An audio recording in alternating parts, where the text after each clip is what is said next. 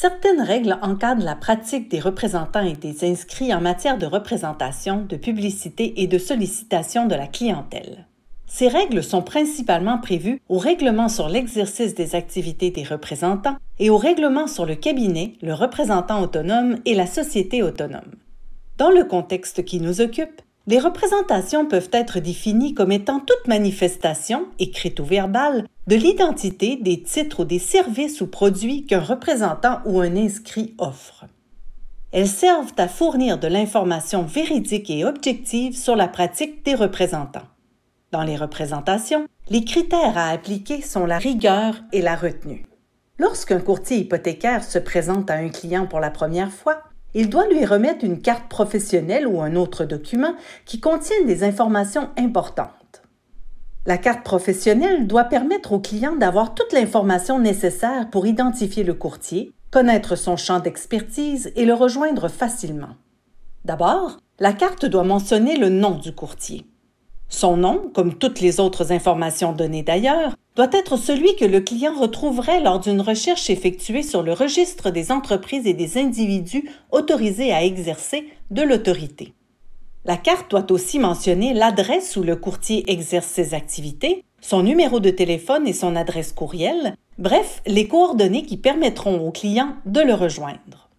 La carte doit aussi mentionner le nom du cabinet pour le compte duquel le courtier agit ou la mention représentant autonome selon le cas. Finalement, elle doit donner le ou les titres que le courtier est autorisé à utiliser. Ces titres correspondent à la ou aux disciplines dans lesquelles le courtier est autorisé à exercer et ils sont précisés au règlement relatif à la délivrance et au renouvellement du certificat de représentant. En courtage hypothécaire, le représentant utilise le titre de courtier hypothécaire. Si un courtier hypothécaire représentant autonome est aussi autorisé à agir dans d'autres disciplines visées par la loi sur la distribution, il doit donner les titres liés à ces disciplines. Par exemple, un courtier hypothécaire qui est également inscrit dans la discipline de l'assurance de personnes doit indiquer les titres de courtier hypothécaire et de conseiller en sécurité financière sur sa carte.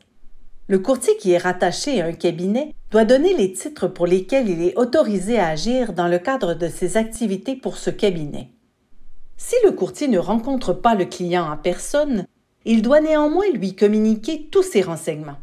Il peut les lui communiquer verbalement et, dans ces circonstances, lui donner son nom, le nom du cabinet pour le compte duquel il agit ou le fait qu'il est représentant autonome, ainsi que le ou les titres qu'il est autorisé à utiliser.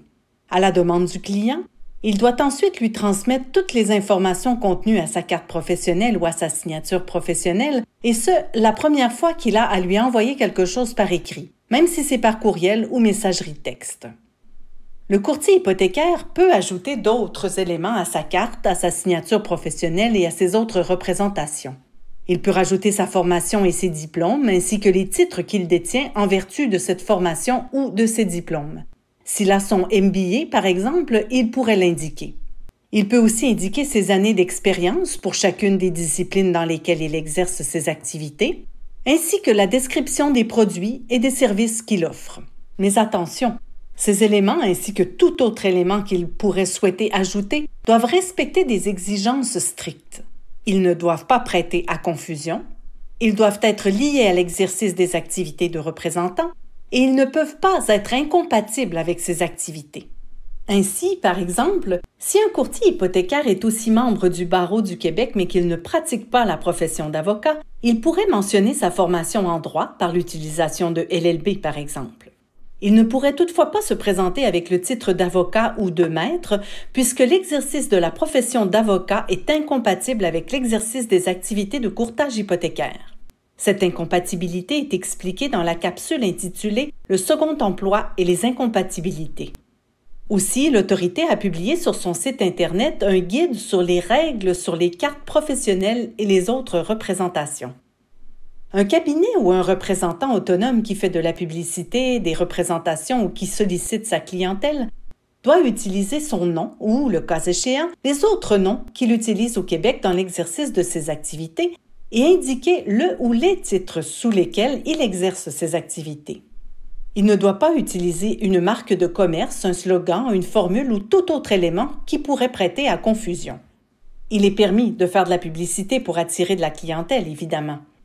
Le règlement sur le cabinet, le représentant autonome et la société autonome, ainsi que le règlement sur l'exercice des activités des représentants, prévoient des règles importantes à respecter en cette matière. Le principe fondamental à retenir en matière de publicité, c'est qu'il faut donner l'heure juste. Il faut que l'information qu'on donne dans la publicité et qui sert à attirer de la clientèle soit vraie, qu'elle ne prête pas à confusion et qu'elle ne puisse pas induire en erreur. Il faut que ce qui est offert comme service corresponde à ce qui fait l'objet de la publicité. On ne doit jamais laisser miroiter des résultats qu'on n'est pas en mesure de procurer. Si on donne des statistiques, on doit en donner la source. Au final, le produit ou le service offert doit être conforme à la publicité et aux représentations qu'on en fait. Le client ne devrait pas avoir de surprise.